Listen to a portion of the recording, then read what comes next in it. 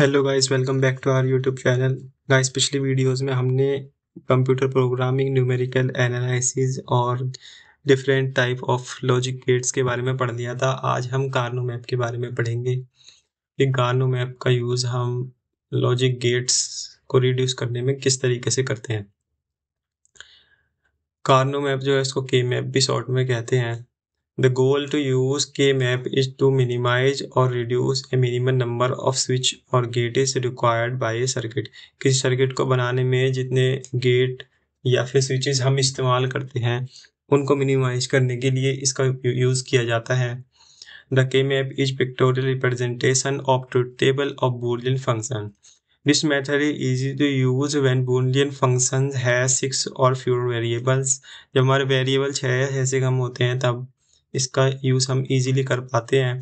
There is no need to illustrate when variable 1 के लिए हम इस करने की जरूरत नहीं है। 1 के लिए तो ऑलवेज ही वो मिनिमाइज होता है। In case of two variable जब हमें दिए हों, let f be a Boolean function of two variable x and Y.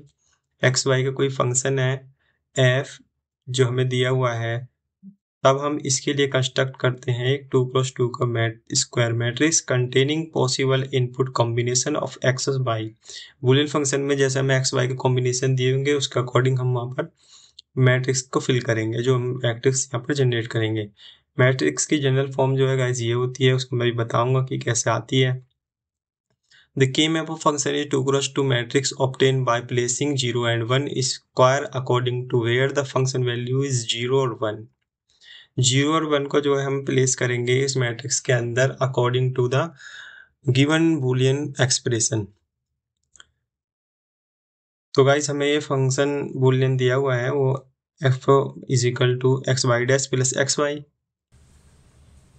So the matrix we construct by x and y, we put left side y and y dash and upper side x and x dash, then we multiply x into y xy, x into y dash xy dash, x dash into y x dash y, x dash into y dash x dash y dash। ये हमारा matrix जो है matrix form आ गई है, इसकी general form.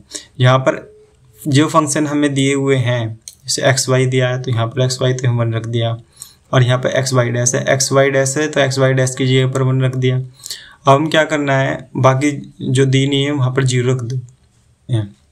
अब हमें क्या करना है, मैक्सिमम जो 1 है उनको कंबाइन करना है, एक रेक्टेंगुलर बनाना है, रेक्टेंगल या स्क्वायर जो भी है, मतलब मैक्सिमम होना चाहिए। तो उसके लिए हम 1 और 1 जो है इसका हम बना पा रहे हैं यहाँ पर, इससे ज़्यादा हम नहीं कर सकते। So the minimal form of the function by K-map is f is equal to x y dash plus x y is y। यहाँ पर हमारा ओनली y वेरिएबल चेंज हो रहा है, x नहीं हो रहा, तो इसलिए यहाँ पर हमें y ओनली जो हमारा y है वो इसी के इक्विवेलेंट होगा इस बूलियन एक्सप्रेशन के। By the simply the grouping of adjacent square into largest possible rectangle of such squares। दूसरा एग्जाम्पल गाइस देख लेते हैं हम। एफ एक्स को y is equal to x y plus x dash y plus x dash y dash, इसकी general form guys ये होगी, जैसे अभी मैं ऊपर किया था। अब यहाँ पर हम एक्स वाई दिया हुआ है तो यहाँ पर 1 रख देंगे, एक्स डैश वाई यहाँ पर आएगा तो यहाँ पे 1 रख दिया, और यहाँ पर एक्स डैश वाई डैश होता है तो यहाँ पर रख दिया। अब यहाँ पर हम गाइस देख सकते हैं 2 रेक्टेंगल हम बना पा रहे हैं, एक ये वाला और एक ये वाला। इसके अंदर हम इजीली देख सकते हैं हमारा y जो है वेरिएबल चेंज नहीं हो रहा है, ओनली x चेंज हो रहा है। x डैश में तो x डैश आ गया यहाँ पर, और यहाँ पर हमारा x डैश चेंज नहीं हो रहा, ओनली y चेंज हो रहा था, ये y आ गया। तो हमारा जो फंक्शन होगा जिसमें 3 टर्म्स है वो ओनली इसके इक्विवेलेंट होगा। सेम प्रोसेस हम इस एग्जाम्पल के लिए भी कर सकते हैं जो यहाँ पर दिया हुआ, इजीली आप इसे देख लीजिएगा। अब हम आ जाते हैं केस 3 पर कि जिसमें हमारे वेरिएबल 3 हो। अभी हमने 2 वेरिएबल के लिए देखा था, अब यहाँ पर हमें 3 वेरिएबल दिए हुए हैं x y z. The K map correspond to boolean function f x y z is written as this. यहाँ पर हमारा x y dash x dash y हम ऊपर लिख देते हैं, और नीचे जेड डैश। अब इसके हम मल्टीप्लाई करते हैं x y into z, x y dash into z, x dash y dash into z, x dash y into z. Similarly यहाँ पर अब जहाँ पर हमने जेड रखा था वहाँ जेड डैश आ जाएगा। तो इस तरीके से ये जनरल फॉर्म हो जाएगी 3 वेरिएबल के लिए। Here we combine 2 adjacent square और 4 square which form 1x4 और 2x2 rectangles। तो इनको हम कंबाइन करेंगे इसी तरीके से। तो इसका एग्जांपल हम गाइस देख लेते हैं। f(x, y, z) is equal to xyz plus xyz'। ये हमें एग्जांपल दिया हुआ है क्वेश्चन। इसके अंदर हम जनरल फॉर्म जैसा हमने देखा ऊपर अभी, xyz जो फर्स्ट कॉर्नर पर होता है तो यहाँ पर 1 रख दिया, xyz हमें यहाँ दिया है, xyz' इसके नीचे आएगा, इसके मल्टीप्लाई करेंगे। तो इसके बाद हमें x' यानी कि x' हमारा यहाँ पर है, x', yz', x', और z' हमारा नीचे आएगा तो यहाँ पर एक 1 आ गया, x', y', वो यहाँ x', y' ये है और z की मल्टीप्लाई की तो ये आ गया x', y', तो यहाँ पर 1। अब इसमें एक कॉम्बिनेशन ये वाला बन सकता है xy का, जहाँ पर z' चेंज हो रहा है। तो यहाँ पर हम xy इसका तो कॉम्बिनेशन इसके रेक्टेंगल की वैल्यू तो xy आ जाएगी।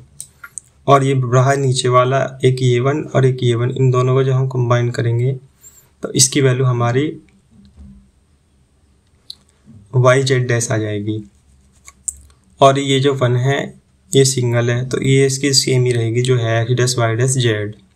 तो इस तरीके से हम इसको सिंप्लीफाई कर सकते हैं। जो 4 टर्म थे अब यहाँ पर 3 ही है। सेम प्रोसेस हम इस क्वेश्चन के लिए भी कर सकते हैं। बाकी जो अदर 0 बची जगह यहाँ पर हम 0 0 रख देंगे, ये इन जगहों पर हम 0 रख देंगे। f(x, xyz plus xyz' plus xy'z plus x', yz plus x', ये हमें फंक्शन दिया हुआ है। इसके लिए हम कंस्ट्रक्ट कर लेते हैं टेबल। इसमें xyz यहाँ पर आएगा, xyz' ये आ गया, xy', xy', ये हो गया, x', ये हमारे 1 यहाँ का, x', ये आ गया हमारा 1 यहाँ। यहाँ पर हम एकदम ये लंबा वाला बना सकते हैं जिसकी वैल्यू हमारी z हो जाएगी, क्योंकि बाकी सारे चेंज हो रहे हैं, बस z जो चेंज नहीं हो रहा तो यहाँ पर z आ गया। और रहा नीचे वाला तो इसकी वैल्यू xy हो जाएगी, क्योंकि z चेंज हो रहा है, xy सेम है तो यहाँ xy आ गया। तो इस तरीके से गाइस ये हम सिंप्लीफाई कर सकते हैं। अब हम 4 वेरिएबल पर आ जाते हैं। यहाँ पर x, y, z और w हमें 4 वेरिएबल्स दिए हुए हैं। इसके लिए हम टेबल इस तरीके से बना सकते हैं। जो हमारा मैट्रिक्स बनेगा वो ये बनेगा। इसमें xy, xy', x', जो हमारे ऊपर सेम थर्ड में था 3 वेरिएबल के लिए वही हमारा ऊपर है। यहाँ पर z, लेकिन बस यहाँ पर ये z था, यहाँ पर zw, z', इसे कॉरस्पॉन्डिंग मल्टीप्लाई करेंगे हमें ये वैल्यूज गाइस मिल जाएंगी। तो इसका एग्जांपल एक देख लेते हैं, वो ये है। इसके अंदर हम जो जो वैल्यू दी हुई है उसको हम पुट कर देते हैं। तो जहाँ जहाँ 1 है गाइस मैंने रखा हुआ है उसके अकॉर्डिंग ही रखा हुआ है, तो आप देख लीजिएगा। इसको हम सिंप्लीफाई करेंगे तो इनके कॉरस्पॉन्डिंग हम एक कॉलम, एक रेक्टेंगल ही, दूसरा ये और एक तीसरा, 3 टर्म में ये आंसर खत्म है हमारा। ये इतनी सारी दी हुई है यहाँ पर, 3 में हमारा आंसर आ जाएगा।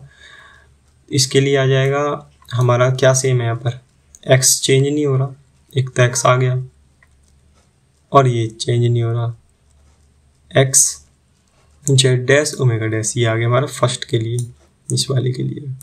इसके लिए भी देख लेते हैं। इसमें हमारा y' चेंज नहीं हो रहा है तो हमारा y' आ जाएगा, y', z, omega', y', z, omega', ये आ गया। और ये बचा एक, इसके लिए तो ये जो सेम है वही है, x', y, z, ओमेगा, ये x', y, z, ओमेगा, तो हमारा ये आंसर हो गया। तो इस तरीके से गाइस हम इनको सॉल्व कर सकते हैं।